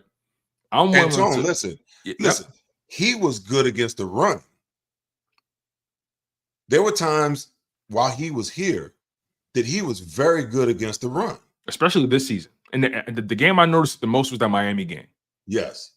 He had a lot of TFLs in that game. Like 2 or 3 TFLs in that one game. Okay. Now, yeah, does he want to rush the passer? Yeah. Did he get up the field sometimes too much, even on rundowns? Yeah. That's coaching, man. You got to coach a guy how to read the room and how to read the situation. They ain't throwing on every first down. The offensive tackle is giving you tells. The tight end is giving you tells. Okay. But when you're not getting the numbers and that conversation about, the Eagles can't get to the quarterback. And I told everybody at the beginning of the year, I said, listen, do not expect for the Eagles to post 70 plus sacks again this year. Right. That's an anomaly. I played on one of the most dominant defensive fronts, in the era that I played football. And we amassed 68 one time. Okay. They actually broke our record. Okay. So when you got a Hall of Famer like Reggie White, you got a guy like Clyde Simmons with well over 120 something sacks in his career, Jerome Brown damn near unblockable, and the combination of Mike Pitts and Mike Golick, rushing, and you not posting those types of numbers? Come on, man. I said that's an anomaly. That's like Nick Foles throwing 27 touchdowns and 2 interceptions in a season. It'll never happen again. Okay. Right. So don't get overhyped on that. You got to plan that was a special year and a special occasion. For you to come into this year and think that it was going to be the same, you're setting yourself up for failure. The funny thing about the Hassan Reddick situation is that we can move off of him because I know your time is valuable, and I got a few more things I want to run by before I let you go. Again, I appreciate you for locking in. You guys, you're locked in on Chalk It Up Sports, where no matter if we win or if we lose, we just got to charge it to the game. Make sure you guys smash that like button. I'm joined by none other than the Eagles of Hall of Famer himself, Seth Joyner. Seth, when it comes to Hassan Reddick, and this is my last point I make about him, the Eagles kind of show their hand very early what their plans were for Hassan Reddick, right? The year after he had one of his best seasons of his career, they went and drafted. And again, I want to make sure I preface this correctly. They made a handful of moves that made it clear to you, the fans, everyone, that he was a rental. Some people may have ignored it, but in my opinion, I feel like they made a handful of moves that declared that he was a rental. The first move, drafting Nolan Smith. He's a carbon copy of Hassan Reddick from top to bottom, physically, the build, the height, the weight, just everything. On top of that, you bring back BG. So you paid BG. So you drafted Nolan. You paid BG, right? You paid Bryce Huff, the guy that you're hoping that can replace Hassan Reddick's production. And then you restructured and gave Josh Sweat a bunch of money up front. Those moves, to me, told me exactly where their focus was when it came to the allocation of the resources. I'm going to disagree with you on one point. Okay.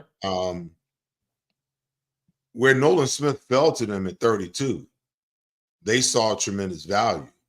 Mm-hmm. And you had to begin to start thinking about the exit of BG. And you knew that Derek Barnett wasn't going to give you a damn thing. And all of a sudden he went down to the Texans and just found new life, Coaching. Yeah. So that was an area of need, right, more so than I thought it was an area of them, the exit plan for Hassan. I still contend that the things that Hassan said at the end of last year in the midst of, the most dramatic free fall in National Football defensive history, and the ask for an extension is what brought about, his exit. It was a position of need. The only reason you bring Derek Barnett back after, what he did the previous year is because you needed depth. And what was he giving you? 5-6 snaps a game and absolutely no production. They needed depth there. So when you look at this year, you got, BG is on his last leg. You got Josh Sweat. You never know with that knee, when the wheels could fall off on that, so you got to have an insurance plan as far as, that defensive end / edge rusher position is concerned. So there is some merit to what you say. I just don't believe that, that this was the exit plan. I think because, you got to go back to Denard Avery too, though. Okay. When they had Denard Avery, a lot of the 5-man drops, they couldn't get that done. Okay. So they had Sweat, BG, Derek Barnett, Devon Avery. Okay. So when they went to their 5-man front, they had no guy on the outside to drop. So they were dropping BG every once in a while. He looked like a fish out of water. They drop Josh Sweat every once in a while. And, he looked equally like a fish out of water. No ability to move, no athleticism, no ability to open their hips. So I think that they knew that the 5-man front is what they were going to have to live in order to be able to get the run under control. But in order to do that, you're going to have to mix up your coverages. So one of those guys is going to have to drop. Nolan Smith did some dropping and played off the ball some at Alabama. So he was kind of a tool that they could use. And then I said to myself, man, because I remember when they drafted him, I was like, what a hell of a draft pick. I said, can you imagine this NASCAR package? Okay. When you want to go either 4-man or 5-man, you go 4-man, You got Fletcher, Jalen Carter, Josh Sweat, Hassan Reddick. Okay. Or you can take Josh Sweat out and put Nolan Smith in. When you go your five-man NASCAR, you got Nolan Smith on one side, Hassan Reddick on the other. Kick BG down to a 3. You got Fletcher and you got Jalen Carter. Jalen Carter on the nose. You can't block that in an obvious passing situation. It's damn near impossible. So I got excited about that. I got excited about them, getting creative with Nolan last year. Line him up as the 5th guy. Kick your defensive end out into a little bit of a wide 5, okay? Now you can bring Nolan off the ball and run all kind of rush games with him and drop somebody on the other side. There were so many different things, so many creative things that they could do with Nolan Smith that I thought that it was just where he fell to them at 35. I don't think that no one expected for him to be there. And quite honestly, at 32 rather. And at 32, he was probably the best available player at that time. So they were in a position where they, hey, we got the big defensive tackle. My God, we got the number 1 edge rusher. We got to go get him. And then he gets here and his shoulder's all jacked up. Yeah, and to your point, I mean, I also feel like they didn't do enough to get him on the field either, and that speaks to the lack of creativity that was on the defense. Well, but you also got it. Sometimes the player has a role to play in that too. Mm. Consider, okay, maybe he wasn't studying the playbook. Maybe they didn't trust him enough that they could actually put him on the field. Wow. Because listen, when you have these drop scenarios with a guy like that in your 5-man line, you can't have him rushing when he's supposed to be dropping. Now you got a zone that's wide open over here in the flat. Right. So if a coach can't trust the player, coach ain't gonna put your ass on the field, man. I've seen that too many times. I've been there. The coach can't trust you, they will not play you. Wow. 2 more things I want to hit on before I let you go, Seth. Again, I appreciate your time, man. I mentioned the Eagles losing Fletcher Cox to retirement. Had a tremendous career with the Philadelphia Eagles. Goes without saying. But by my estimation, that raises the stakes for guys like Jordan Davis and Jalen Carter, especially Jordan Davis.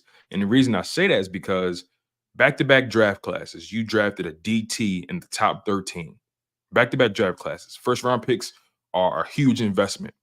And you got a guy in Jordan Davis who ran out of gas again.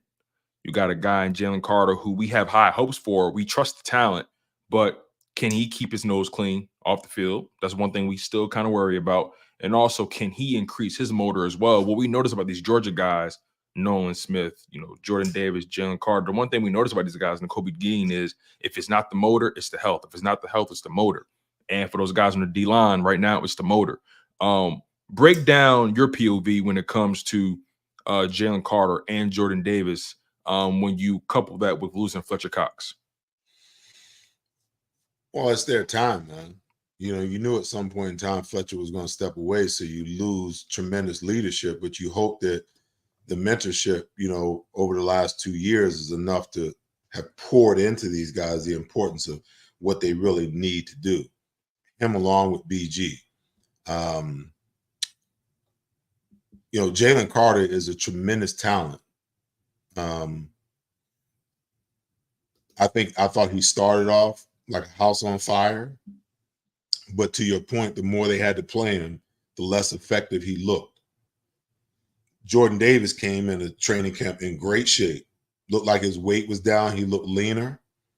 But again, these guys, see, this is the problem that I have, with the philosophy of players playing 60 to 65% of the plays. When I played, we played every damn down. If I was healthy, I was on the field for every damn down as a starter. Okay. There's a reason why the guy behind me was a backup, because he wasn't as good as I was. Okay. And I wasn't trying to give none of my, plays or reps to him. He might have his ass in there on one of the plays where I could have had a sack or an interception. You understand what I'm saying? So I wasn't trying to give up any of my routes. I understand that the philosophy is different now. They're trying to, manage, these players and how much they play and, trying to minimize injuries by, minimizing the amount of plays that they play per game. But if you're a starter, you got to get your ass in shape like you're going to play every damn down. They don't condition like we used to. Like, I was up in Buffalo, Rex Ryan's last year, and I interned. And you know what startled me, man? I was there for like 4 or 5 weeks. After practice, nobody conditioned, man. Nobody conditioned. They practice. Only one hard practice, because the hard practice is with the pads in the morning. The afternoon is pretty much a damn walkthrough. Okay? Nobody conditioned. And I can remember during the team period, Dennis Thurman, the defensive coordinator, was like harping on the guys, run to the ball, run to the ball. This is where you get your conditioning. So the second day, he was like, listen, if y'all not going to run to the ball, we can line up and run after practice. You got to get your conditioning in. So they kept messing around. One day, Rex broke him down. He's like, defense on the line. He made him run like 800-yard sprint. Striders, not sprints, striders. And they bitched and moaned the entire time, man. The entire time. Okay. And what I know for a fact is the Eagles don't condition during the week. So now how important is that overall? Because I think that, between your body getting broken down throughout the season, the injuries that you have, because the minute you step into training camp after the first practice, everybody's got something that's going to hurt them the entire season. You got some kind of injury or some kind of little hurt that's going to nag you all year long. Okay. You got a training table, so you're eating properly. You're lifting weights, trying to maintain what you built during the off season. Your nutrition is supposedly on point. And the one thing that you're not doing during the week is you're not conditioning. Now, I'm not saying you got to line up and run hundreds after every practice. Right. What I'm saying is, you got to have 1 or 2 days during the week where you run some striders to increase your lung capacity. You got to have 1 or 2 days of the week where you run some 10, 15, 20, 30-yard sprints, to keep you prepared for that. Because you got all of these other things going on where you're getting a massage, you're getting a chiropractor, you're getting, muscle therapy, you're getting all of this stuff done. And then you go into the season, you don't practice hard and you don't condition. And then you want to wonder why they faded down the stretch. They faded because they wasn't in shape. They were psychologically beat up. Right. Okay. And you look at Jordan Davis. There were reports that came out that, he was being fined every single week because of his weight. How does that happen? Dude, you're a professional. And you say that you want to be great, that you want to win a Super Bowl, that you want to go to Pro Bowls. Your words don't match your actions. Okay? Because you cannot allow yourself to get out of shape and to be overweight at the most crucial time of the season. And you only playing 40, 50% of the plays. You ain't playing every damn play. Exactly. So those things, how you approach those things have to be addressed. You heard Nick Sirianni talk about it last year, about how they may look at playing the players during preseason because of how they've been getting off the slow starts over his 2-year or 3-year tenure. You understand what I'm saying? So if you can be retrospective about that, then you got to be retrospective. You can't leave everything to sports science. I get sports science and the way that they do things. I get it. I understand it. I know where you're coming from and I know what you're trying to do. But what's tried and true is that I got to prepare my body in the off season for what I needed to do during the season. There's no amount of lifting that I can do that's going to get me ready in season for the season. But the lifting that I do during the season will help me maintain my body, my muscles, my body mass, and my strength. And I'm not trying to kill myself. but I'm gonna lift heavy 2 days of the week so that my muscles don't get confused and think that, it's doing something different. Right. If I want to crop in the fall, then I got to plant some seeds in the off season. Okay. And until I get to the harvest, I got to fertilize, pull weeds.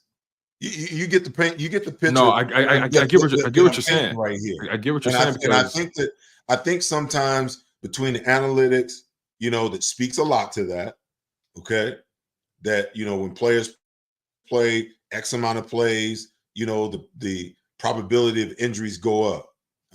I think the sports science that plays, a portion of that we train different than we used to. Using bands and all this stuff. There's nothing wrong with that. But I think that when you see these adjustments, in the game, I think everything can go overboard. It can go too far. You go so far to protect that you go overboard. It's like not playing the players in the preseason. How in the world is it possible you think that you're going to play the game of football, okay, and go from OTAs straight into the season and think you're going to be effective? That's why the first 4 weeks of the season, NFL football sucks. Because most teams don't play their veterans in the preseason. Why? Because they're scared they're going to get hurt. Now look at that fear that you plant in the minds of the players. I never went on the football field fearful that I was going to get hurt. Now I knew I was going to hurt some damn body, but I wasn't fearful that I was going to get hurt. You understand what I'm saying? I dig it. But now they're in protective mode. Oh, I got to get to the season. Once I get to the season, and then what happens in week 1? This guy's got soft tissue muscle, hamstring, injury. This guy got a hamstring. That guy's hurt. So all that protecting that you've done, all you do is get the week 1, 2, 3, or 4, and you got like 5 or 6 guys on injury reserve. It's just it's counterproductive.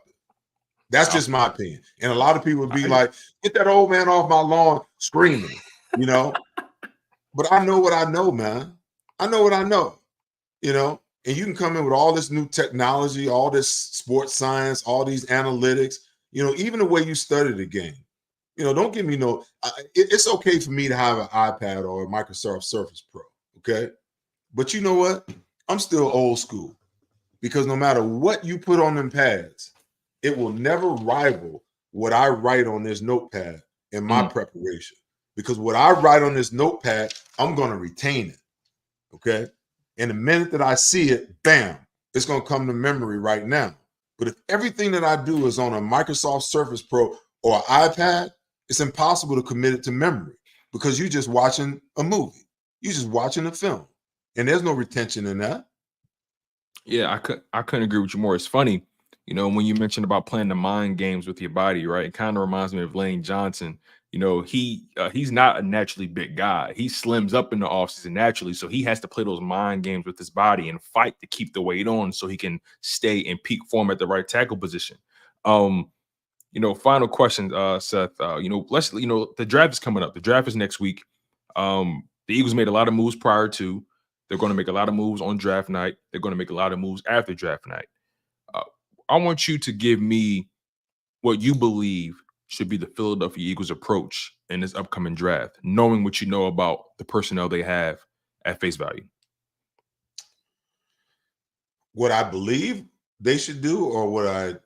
How about this? Because I see where you're going with this. How about this? How about you tell me what you believe they should do, and then you can mirror that with what you think they're going to do. I believe that the first 3 picks need to be on the defensive side of the ball. I agree, 100%. Let's go. Okay. What I believe that they'll do is they're going to draft, I believe that they'll probably draft a corner. I'm not saying in the first round because traditionally what they do is they're going to draft in the trenches in the first round.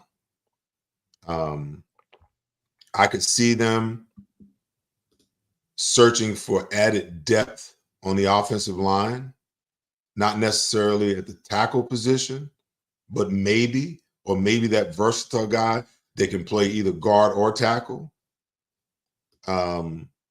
because, Lane's starting to get a little long in the tooth, and you got to take, last year's right guard and move him down to center now. Okay.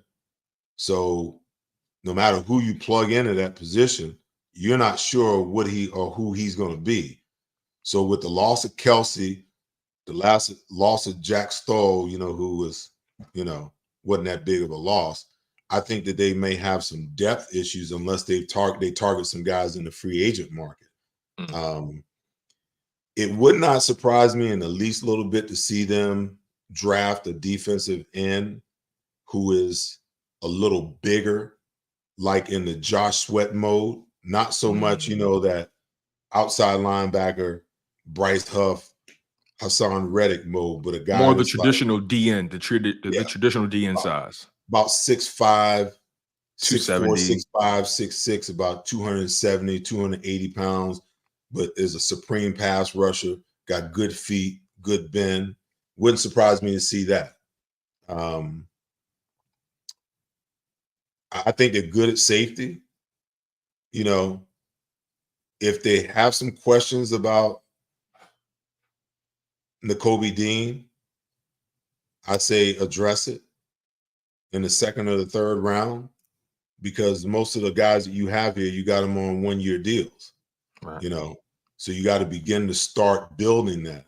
And hopefully they got, a linebacker coach, who can develop and not just an X's and O guy.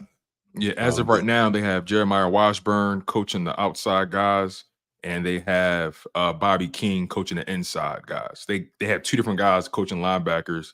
One guy handles outside and DNs. One guy handles the inside linebackers. Yeah, I don't know about that. Too many cooks in the kitchen. Well, I mean, listen. When I played, you had a position coach and an assistant. Okay, at all positions. So that means we pretty much had six coaches on the entire defensive staff. Now some of these staffs got 20, 30 people on the staff. And no matter who the assistant is and what he brings to the table, he is tasked with running the system that the position coach wants him to run. I know this for a fact because I've had friends that's coached, and they're frustrated as shit because they played in the league. And it's like, they're coaching with a guy who's been in the league for 20 years, but he don't know whether to put a jock strap on his ass or his balls, So when he's telling them, teach them this way, and they know that ain't the way it's supposed to be, they got to bite their tongue and swallow the blood. Because as an assistant, that's your job. You're an assistant to the position coach. So I don't know enough about, all of these guys except for Hurt, to know how proficient he is. I got to believe that, that Vic Fangio wouldn't mess around and bring in some guys that aren't qualified to get done what he needs to get done. Very true. But real quick, how much influence do you think Fangio's going to have on the defensive selections? Okay, all of it. I think Kellen Moore will have all of the influence on the offensive side of the ball. That's out of character for them, for the Eagles, that is. Well, listen, when they made the decision to bring Nick Sirianni back, I think everybody wondered out loud.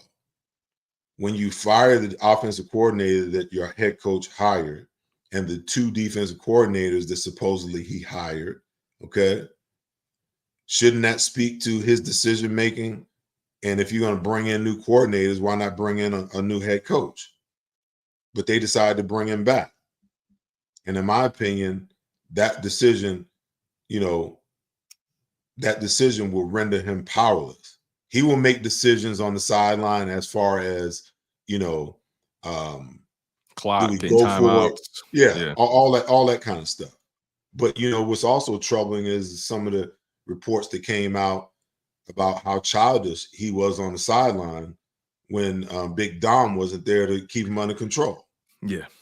So I mean, all these little things play into it. I don't think for a second that Vic Fangio or Kellen Moore takes this job without carte blanche about what they do on the offensive and defensive side of the ball. Now they'll still confer with him, you know.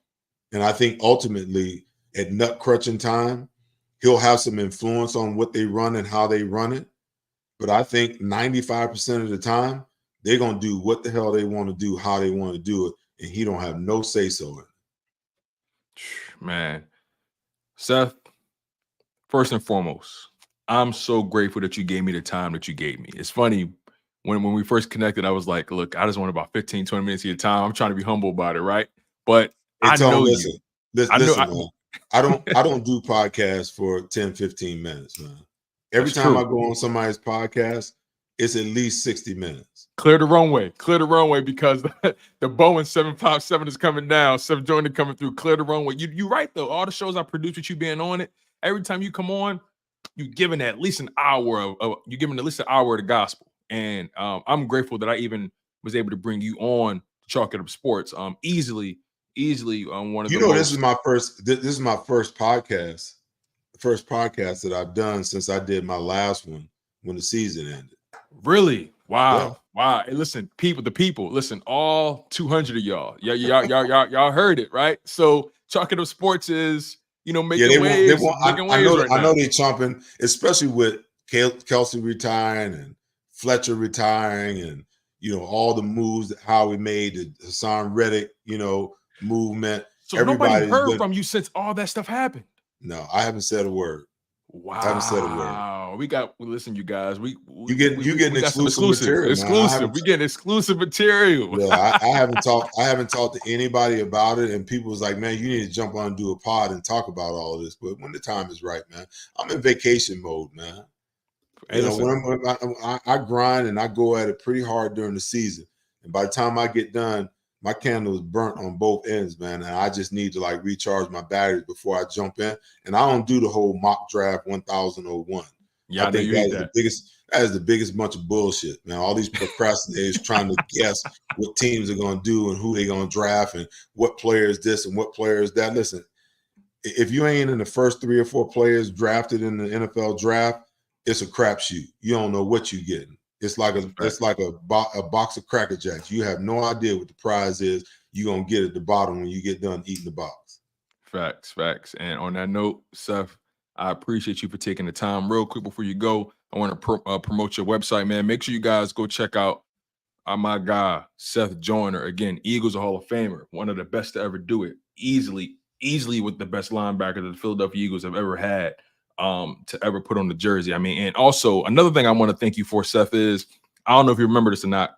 Around the holiday season, I got you to sign an official jersey of yours, and I gave it to my father for his birthday, and he has it hanging up right above the TV on the wall. Whenever he watched the Eagles games, he could see it right there. So I just want you to know, my dad watches the show too, by the way. So I just want to let you know that he's grateful for that. I'm grateful for that. You gave my dad, you gave my family, us a lasting memory. And you gave us something that's invaluable. So Seth, I appreciate you for that as well. Again, go check out Seth Joyner's website. Again, he's a motivational speaker. He has the Seth Joyner Show that you can catch his podcast on his YouTube channel. Make sure you guys are locked into everything Seth Joyner. I mean, like I said, he's the best out here doing. He's giving you the best insight, the best analysis, the most in-depth insight when it comes to your Philadelphia Eagles. I mean, who else would you want to hear from? Would you rather hear from a nerd with a pocket protector, or would you rather hear from a guy that put on the helmet, the shoulder pads, and got busy? So again, make sure you guys lock in with Seth Joyner. Go subscribe to his channel. Go lock in on his website. If you guys need him to motivate you, if you need that fire under your ass, go pay the price. Go pay the tab. You feel what I'm saying? So, Seth, again, I appreciate your time. I know you're in vacation mode. I appreciate the exclusive, and thank you for gracing Chalk It Up Sports, my friend. I really appreciate you. We definitely got to do it again soon. My pleasure, man. Peace. All right, take care, sir. Wow, you guys, that was legendary. Legendary. You guys, talk to me. Talk to me nice. Talk to me nice. Please hold your applause. Talk to me nice. Make sure you tuck daddy in with a warm glass of milk. God damn. Lord. You feel me? You feel me? That was good. That was fun. That was fun. You know, I really appreciate the big dog, Seth Joyner for taking the time out to kick it with me, man. Look, I consider myself a student still. I'm always trying to learn the game. I'm always trying to, put myself next to guys that know the game way more than me. And I felt like it was really important to reach out to Seth. And I've been working on this for a couple weeks. And I just feel like it was so important to get a guy like Seth Joiner on. And I had no idea that he didn't do any radio hits, any podcasts. I had no idea that he was laying low for a while. And he jumps out the window for me. I appreciate that. He jumped out the window for me, and I hope that I gave him a soft place to land on Chalk It Up Sports. And you guys were tremendous. You guys were awesome. I mean, shout out to my man S. Blunt for donating to the channel. Shout out to my mother for donating to the channel. My brother Lamar Cotton Sr. for donating to the channel. Thank y'all so much. I mean, you guys showed out for this. I told y'all I had a surprise. And did I deliver? Let me know. Did I deliver? You see what you do with a guy like Seth Joyner, you got to just let him cook. Let him cook. He going to carry the show for you. He's going to carry. Let him cook. Shout out to my man S. Blunt with the $5 super chat, man. He says, great show. Y'all should collab long term. You throw the oop and let him close. Listen, Seth Joyner is a guy where his time is so valuable. So I don't ever want to abuse that well, right? I don't want to abuse that. I want to maybe, if I can, if he ever allows it, I want to maybe tap in with Seth maybe 3 times out of the year. I think that's reasonable. You know what I'm saying? Or at least maybe once every quarter, once every 3 months. I think that's reasonable. So I'm going to do my best to, to reach out to Seth later on in the offseason. Maybe tap his shoulder sometime in July, August when training camp rolls around. Again, I don't want to abuse that. So I'm grateful to you guys for being patient. I'm grateful to you guys for staying locked into the show. I'm grateful for my YouTube family for showing out. I'm grateful for my Twitter and X family showing out. I'm grateful for my family for showing out. My mother and my aunt, my father. I'm grateful to you guys. I am going to milk this shit. Hey, listen, the content is flowing. The content is flowing. I'm milking this. And I got another special guest for you guys coming up. Oh, I am keeping my foot on the gas. I got another special guest for you guys on Saturday. I got another special guest for you guys coming up on Saturday. Is that all right with you guys? Is that okay? Shout out to my man iShine 101 with the $9.99 super chat. Thank you, my friend. I appreciate you. I got another surprise for you guys on Saturday. Is that okay? Is that all right? Would you guys allow that? Saturday afternoon, I got a big surprise for you guys. Would you guys allow that? I hope so. You know what I mean? I'm keeping my foot on the gas. And I'm grateful to you guys. Again, Seth Joyner gave us a lot of things to talk about, a lot of things to sink our teeth into. And Chalk It Up Sports is still something that's growing. Chalk It Up Sports is something that I strongly believe in. And I feel like Seth Joyner was the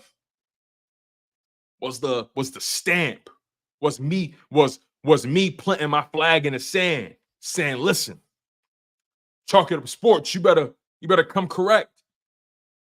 Y'all know how we carry it over here. Y'all got all the jokes. Y'all crazy. But Saturday, I got something cooking up. Around 1 p.m. Eastern, 12 p.m. Central.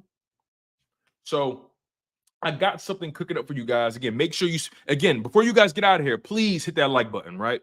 Because we're going to close the show soon. Please hit that like button. Thank you again, Ashine, for the donation, my man. I appreciate you. Please make sure you guys smash that like button. Make sure you guys are subscribed to the channel, especially if you're new. I really appreciate you guys for locking in for as long as you guys did. Once again, I want to give the absolute most reverence, the most love to Seth motherfreaking Joyner for taking the time out of his day, for accommodating me, for us being in different time zones at that, right? I appreciate him for taking the time out to support me, to support the platform, to lend his time, to lend his knowledge. That stuff is priceless. So make sure you guys smash that like button on the way in, on the way out. All my people on Twitter, on X, please make sure you guys retweet the show. Make sure you guys also hit the like button as well on the show. Make sure you guys just stay active, stay engaged. I'm so grateful to you guys for locking in for as long as you did, man. I'm beside myself. So we're gonna get out of here. Let's leave on a high note. Make sure you guys smash the like button. Make sure you guys are subscribed to the channel. I've been your humble host, Tone DeShields II, and I was joined by Seth Joyner on Chalk It Up Sports, where no matter if we win or if we lose, we just got to charge it to the game.